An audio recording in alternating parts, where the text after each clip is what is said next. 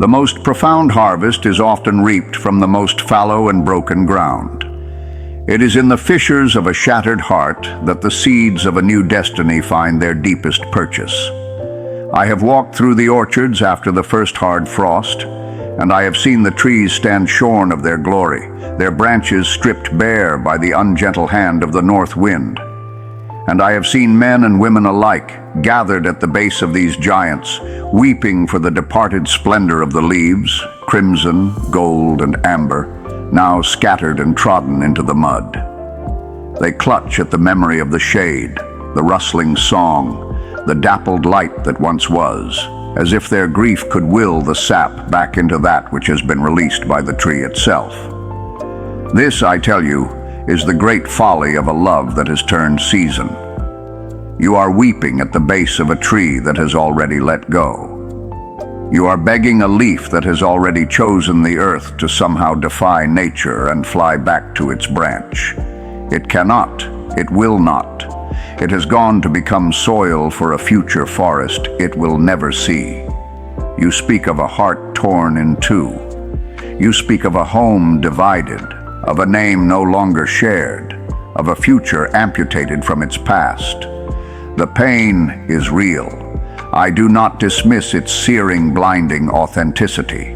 It is a fire in the soul. But I must ask you, will you stand in the flames until you are ash, or will you walk through them and be forged? This person you chase, whose shadow you clutch at as it retreats, they have made a choice. Their choice was to turn their face toward a different horizon.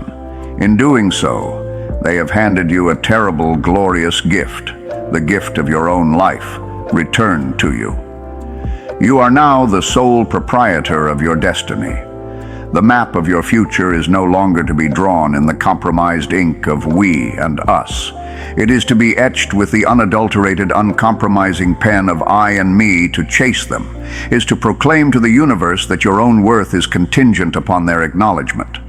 You are a sovereign nation begging for colonization from a power that has already abandoned your shores. Stand up, raise your own flag. You are the territory, you are the treasure.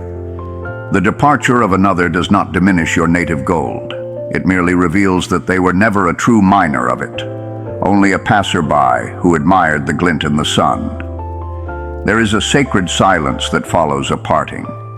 It is not an empty silence, but a fertile one.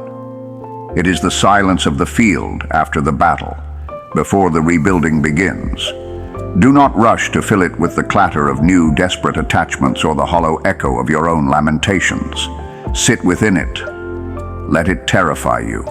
Let it teach you.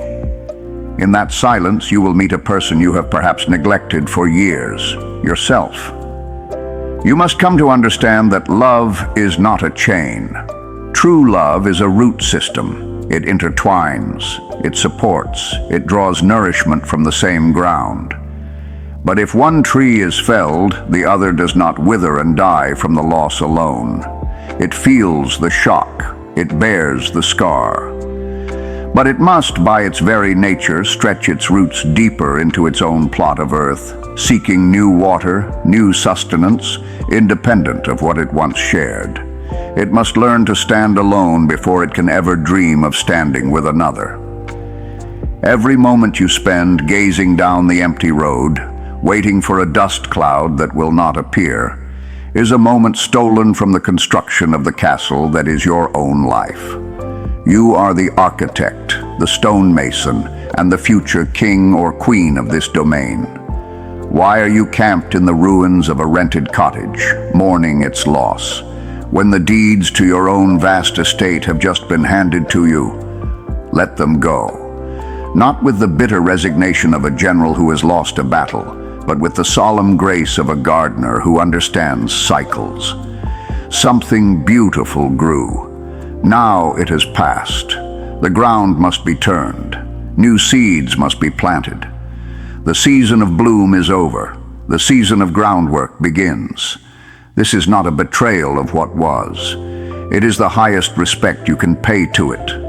To take the love you felt, the lessons you learned, the person you became within that union, and to channel it forward into a life so vibrant and whole that its very existence becomes a testament to the fact that even beautiful endings are but beginnings in disguise. You are not being asked to forget. You are being commanded to transform. Forge the memory into wisdom. Alchemize the pain into strength. Let the love that once flowed outward toward another be dammed for a time, until it becomes a deep reservoir within you, from which you may drink deeply until you are strong enough to share its waters once more. Stop chasing the one who left. Start courting the one who remained, you.